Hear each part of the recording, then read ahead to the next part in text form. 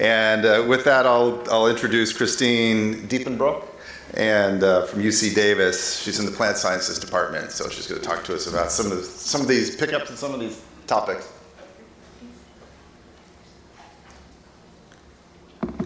Okay, thank you, Rick, and the organizers for all of your work. Thanks, Jose, for leading in so well to what we'll talk about next. Great. So this might be one of the strangest titles I've ever had. Affecting change, improving emergent properties, and evaluating preparedness. So these were three themes when thinking about breeding for a sustainable future that it seemed really might be most critical and helpful to examine as a group together. So the point of this presentation is to stoke discussion for when we're all up here in a row. Great, okay.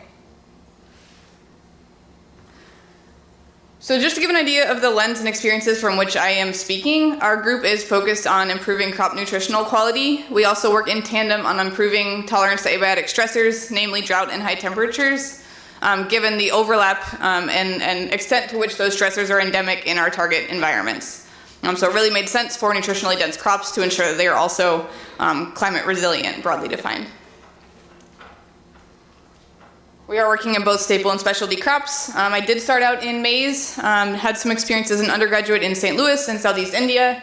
The latter ended up interviewing farmers with regards to how they were deciding which variety to plant in a given year, and that informed some of the points that I'll mention today.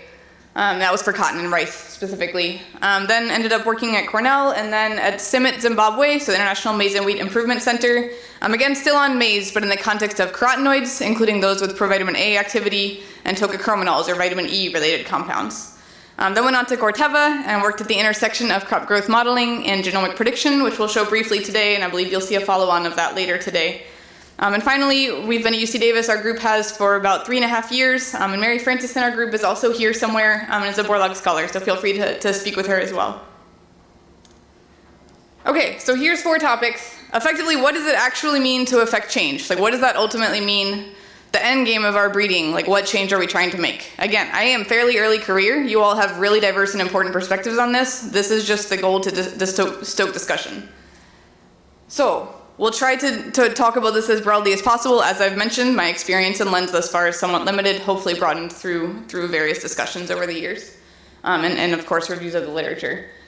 And then we'll talk some about cropping systems. That part's going to be brief because Jose and team are the expert on that. And then thinking some about emergent properties. So we have a lot of the traits that we and growers and consumers, everyone along the supply and demand streams cares about. A lot of those do arise from a pretty extensive set of effects of genotype, environment, and management, main interaction effects. So we'll talk about that a bit. And finally, what does it mean to be adaptable, to be prepared? What does that look like?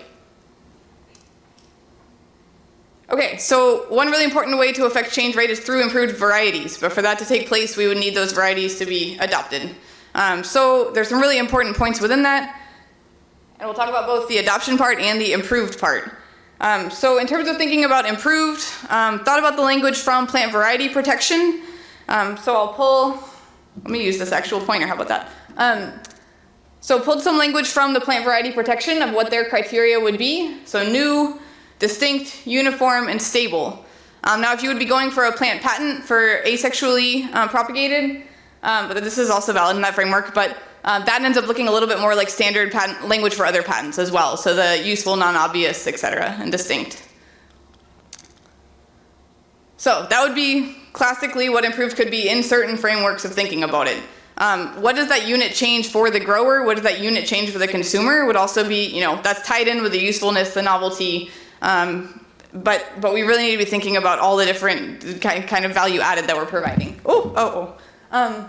Okay, and then in terms of that improvement, it may be economic, food, and nutritional security, and that could relate to, say, marketable yield. It could relate to end usability of the product. There's been really fantastic work by Karen Sitchy, who might be out there somewhere, on cooking time, and some of these factors that render new varieties more usable by the people who are working on them. They might reduce the time that those people need to spend in processing the crop, etc. We also, of course, as has been mentioned in this session, thinking about sustainability of land and resource use. So this is not just anthropocentric. And then there's been excellent work recently by Lauren Brzezowski and team on equitable plant breeding in the US specifically, so very relevant for this association. And I would highly recommend that paper. And also kind of thinking through which factors determine adoption and persistence of crop varieties in the marketplace. There's a really great work by Acevedo et al. That is focused largely in sub-Saharan Africa and South Asia. But there's some really interesting and really highlights the importance of extension in that paper. Finally, we're doing a lot more than improving crop varieties and doing varietal development. So these breeding methods, and I know many of you are working on those, are so critical, whether they're genomics and phenomics informed, integrating some of our biological knowledge with what we observe with regards to plant growth and development. That germplasm and genetic genomic resources, development and maintenance of those has enabled so much other research that leads to this knowledge and understanding. And finally, interdisciplinary collaborations across the supply and demand streams to address the challenges that we face, whether it's with entomology, plant pathology, food science, and namely with the latter, we can think about envisioning, anticipating, optimizing for changing market opportunities. So what types of varieties might be most suited for some of these downstream uses that are kind of coming into play. So one example of affecting change, so as we think about nutritional quality traits, this was work by Howdy Buis and Ross Welch. So how we determine some of our target breeding values for nutritional traits. Say that we want to provide 50% of the estimated average requirement for vitamin A, and we want to do so through maize. That number, that 50%, can be adjusted, right? So that ends up, we will need to provide 250 micrograms of vitamin A per day. Effectively, we have all of these other numbers that go into the equation, and we solve for that number in the orange box. So that's how we determine our target breeding value. Now, notably, that average daily consumption does vary by the person, of course, that is an average. Some of those can be determined from FAO food balance sheets. So that can be, in some of the work done by human nutritionists, can be really valuable in establishing these targets. Nutrient retention, we also know to vary by crop genotype. So we've kind of been expanding that out and make sure it's a vector, not just a single coefficient, right? And then bioavailability, how much is it actually going to be able to use in the human body?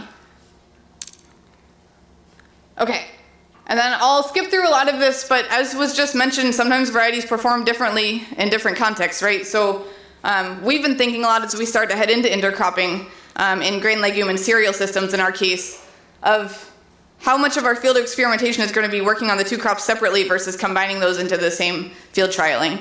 And I'll talk a little bit about that later. We have a lot of options in terms of what we test, and this is, yeah, I think as was mentioned a couple days ago, like being able to, and actually just now, being able to run simulations can be really helpful, and we can further refine that through field experimentation. I wanted to mention importance of suitable machinery. This is something that it seems many of us run into, and growers run into as well. And this was actually listed as a key reason in this Cantor et al. Paper of why people may or may not grow rotation, cover crops, etc. So, and then, yeah, I won't talk about weeds today. I'm sure we all deal with them at some point. But this paper, I would really recommend. It was a needs assessment approach. And Cameron Piddlecow, who's at UC Davis Plant Sciences, is the corresponding author of this paper. If any of you are interested in conducting a needs assessment among growers and other allied industry professionals in your area, this ended up being really informative for a large suite of agronomic crops in California. So I strongly recommend that. And if this goes by too fast, feel free to ask me later. I'm glad to share those references.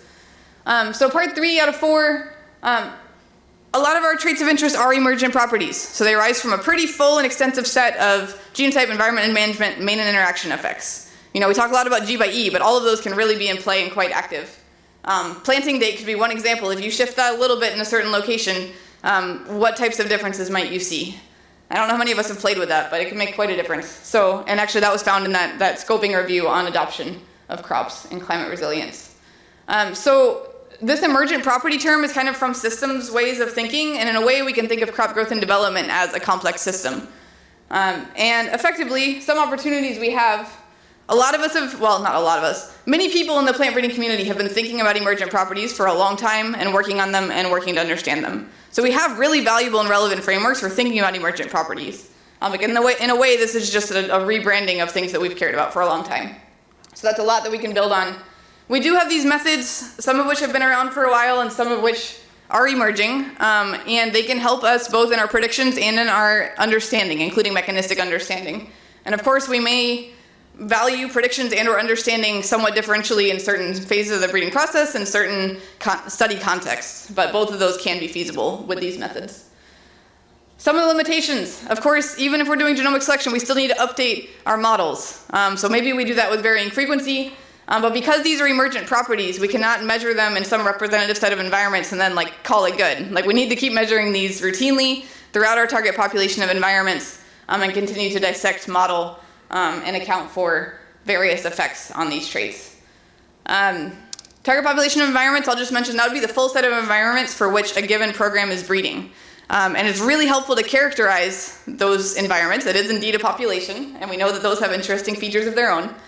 And then in terms of some of the things we can test within target population of environments, a couple of ways to test for diverse environment types that our group has employed is managed stress trials. Say that we have a control and a drought treatment side by side. That control is really helpful in comparing against what we see in the treatment.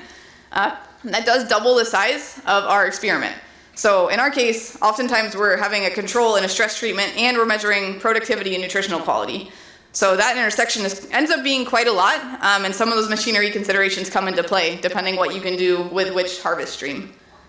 And then finally, it can be really helpful to expand our toolkits.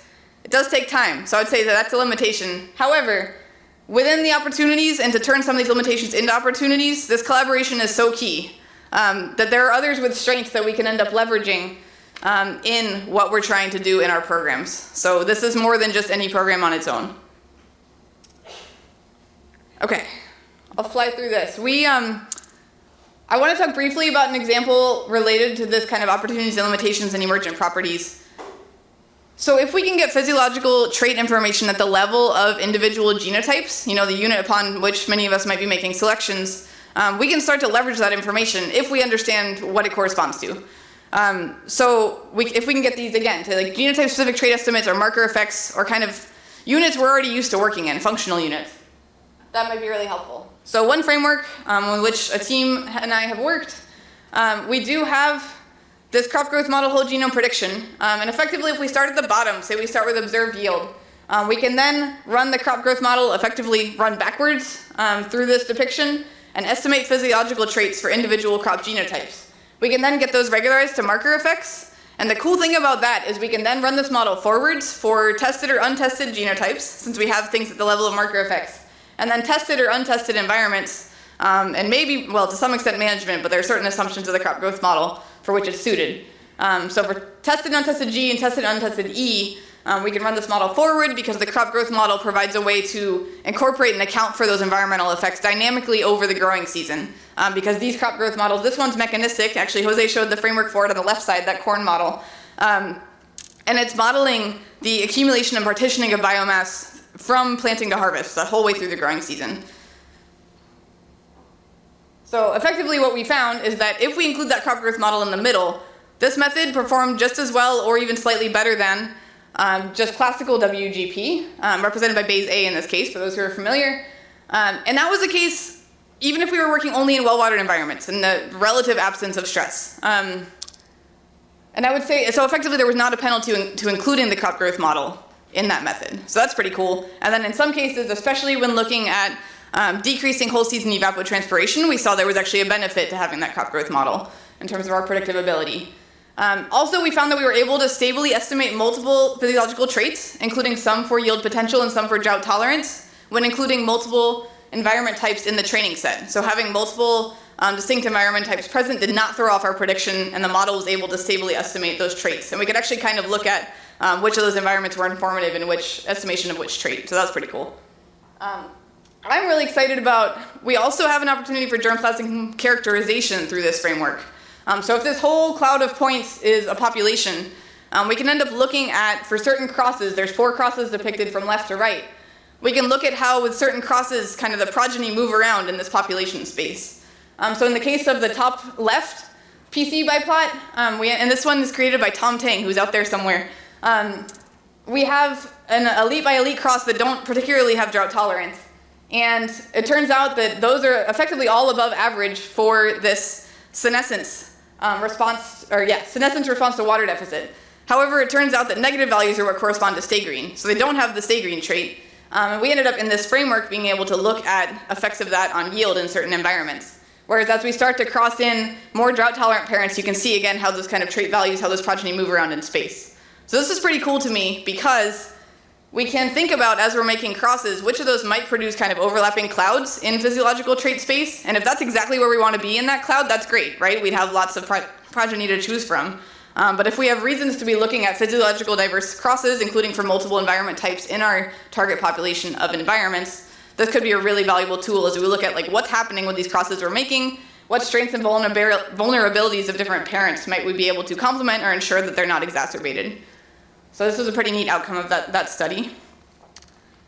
Finally, I think I'm about at time, so I think I'll wrap up. I've bolded all the points related to people on this slide. I still think people are at the heart of our ability to adapt and be prepared. The germplasm also is going to be critical. The ability of suitable methods that we've developed to help us is going to be critical, but the people are where it's at for me. So, and of course the germplasm, but yeah. So this training, mentoring, support, retention of a diverse and inclusive workforce is one of the best things we can be doing to prepare. We need all of our perspectives. I've said before, we need scientists in literally every country working on plants because this local and international and global food marketplace is so critical for food and nutritional security. Exchange of knowledge ends up being critical. Many of us, and it's come up in this meeting, generational transitions as we think about building up and accumulating and building upon our knowledge over time. There is so much stored up knowledge that if we can communicate it to each other in an effective way, we have a lot to build on. I think I'll skip some of these points and just leave it at this final mention. So really critical as well, partnering with people who are experts in the relevant forms of change and existing needs for improvement. This includes consumers, this includes growers, this includes climate modelers, this includes social scientists who understand why, or are talking with people about why they do and don't do a certain thing or why they choose a certain way, etc. And finally, I wanted to mention this quote. So this was discussed by Dr. Pablo Vergarin, and this was in the context of our UC Davis Principles of Community, who effectively said the daily lived experiences of our students on our campus need to match our espoused values as we discuss them in our campus community. So I was thinking to extend this effectively. Like, if we're talking about all these values of food, nutritional security, and environmental sustainability, this is something that everyone involved with plant breeding, all of our trainees, all the personnel with whom we work in collaborative teams, and all the people affected by and interacting with our breeding programs, our goal, right, would be that their lived experiences, whether it's by the day, by the growing season, by the year, by the decade, match with the values that we talk about so often. So this is really putting research into practice, and I'm looking forward to discussing further. Thanks so much.